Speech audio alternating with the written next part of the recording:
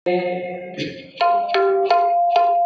महात्मा के प्रथम श्लोक का निरूपण करते हुए श्री व्यास जी महाराज सुखदेव मुनि को स्मरण करते हैं। पुनः उस नैमिषारण्य की पवित्र भूमि पर जहां 88,000 ऋषियों का समागम हुआ है। ये 88,000 ऋषि कौन है? ये 88,000 ऋषियों का तपस्थली है नैमिषारण्य। नैमिषारण्य वह तपोभूमि है जहां पर सारे जगह पर जब पिंडदान कर दिया जाता है, चारों धामों में करने के बाद नैमिषारण्य में जब उस गया आदि इत्यादि निवृत्त होकर जब नैमिषारण्य में जब व्यक्ति पहुंच करके गया श्राद्ध इत्यादि करता है, तब जाकर के भगवान की कृपा हमें मिलती है। क्यों? क्योंकि नैमिषारण्य की जो तपस्थली है, जितने भी ऋषि महर्षि हुए हैं, जितने भी पुराण हैं, जितने भी वेद वेदांग हैं, उन वेद वेदांगों में 88,000 ऋषियों का वर्णन आया हुआ है। वो 88,000 ऋषि कोई दूसरे थोड़े हैं। 88,000 ऋषि वहां के वृक्ष हैं, वहां की तपस्थली के रूप में परिणत हुए हैं। नैमिषारण्य, नैमिषारण्य मतलब क्या होता है? नेमि मतलब होता है क्षण, जहां क्षण क्षण भगवत शरणागति का प्राप्त हो। और अरण्य माने क्या होता है? जंगल। नैमिषारण्य जहां भगवान की कृपा का ही जंगल हो, ऐसी नैमिषारण्य की पवित्र पावन स्थली में श्री सूत जी महाराज अपने शौनकादिक ऋषियों के मध्य में बैठे हुए हैं। शौनक कौन है? अपने उन 88,000 ऋषियों के जो मुख्य श्रोता हैं, शौनक जी महाराज। आज शौनक ऋषि श्री सूत जी से प्रश्न करते हैं कि प्रभु, मैं आपसे एक प्रश्न पूछ रहा हूं। बंधुओं, ये प्रश्न जो होता है बहुत बड़ा प्रश्न होता है, जो हमारे जीवन से संबंधित होता है। काश अगर ये प्रश्न श्री सूत जी, शौनकादिक ऋषियों ने अगर सूत जी से नहीं पूछा होता तो श्रीमद् भागवत रूपी परिकल्पना हम लोग नहीं कर सकते थे। अगर राजा परीक्षित ने प्रश्न नहीं पूछा होता तो हमें श्री व्यास जी महाराज, श्री सुखदेव जी जैसे परम संहिता का प्रादुर्भाव नहीं हुआ हो पाता। तो सूत जी बड़े तपस्वी हैं और सूत जी से शौनकादिक ऋषियों ने बड़ा सुंदर प्रश्न किया। नैमिषे श्रोतमासीनम् अभिवाद्य महामतिम् कथामृतः रसस्वादः कुशलः शौनको ब्रवीत्।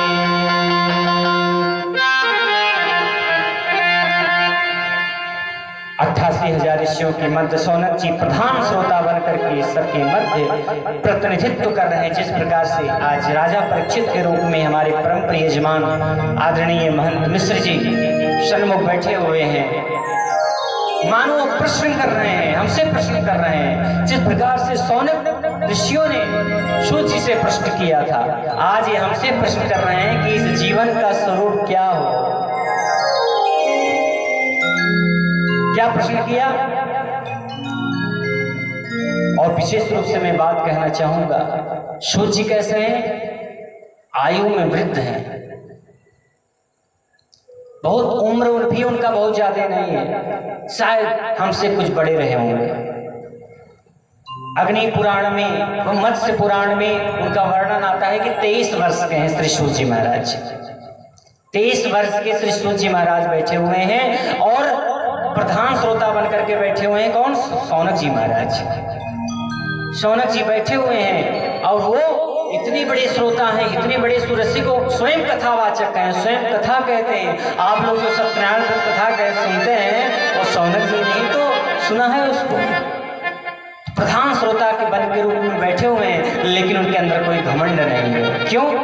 धन वृद्धा बल वृद्धा आयु वृद्धा तथैव च ते सर्वेऽपि ज्ञान वृद्धाश्च किंकरा शिष्य किंकरा।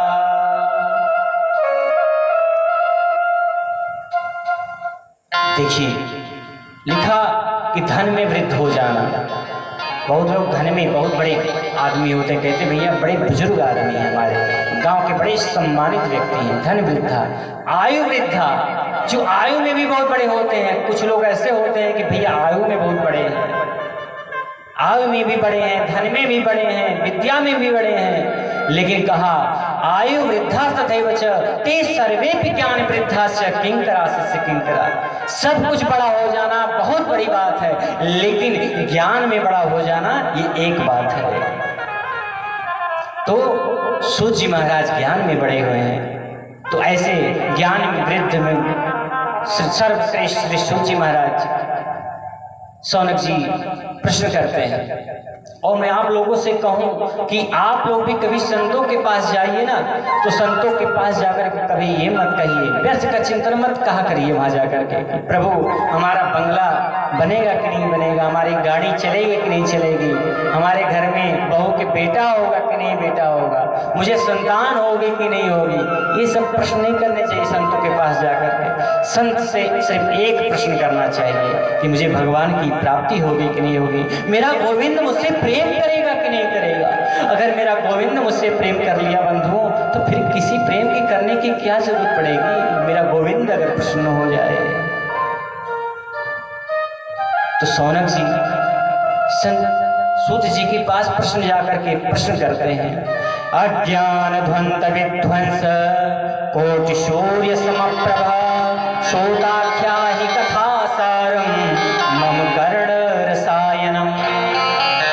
व्यर्थ का प्रश्न नहीं किया उन्होंने, एक प्रश्न किया, सूताख्या ही कथा सारम मम कर्ण रसायनम। ऐसी कोई कथा सुनाइए जो हमारे कान को अच्छी लगे, मुंह को अच्छी लगे नहीं, शरीर को अच्छी लगे नहीं, जो हमारे कर्णेंद्रियों को अच्छा लगे, ऐसी कोई कथा सुनाइए। फिर कहा क्यों?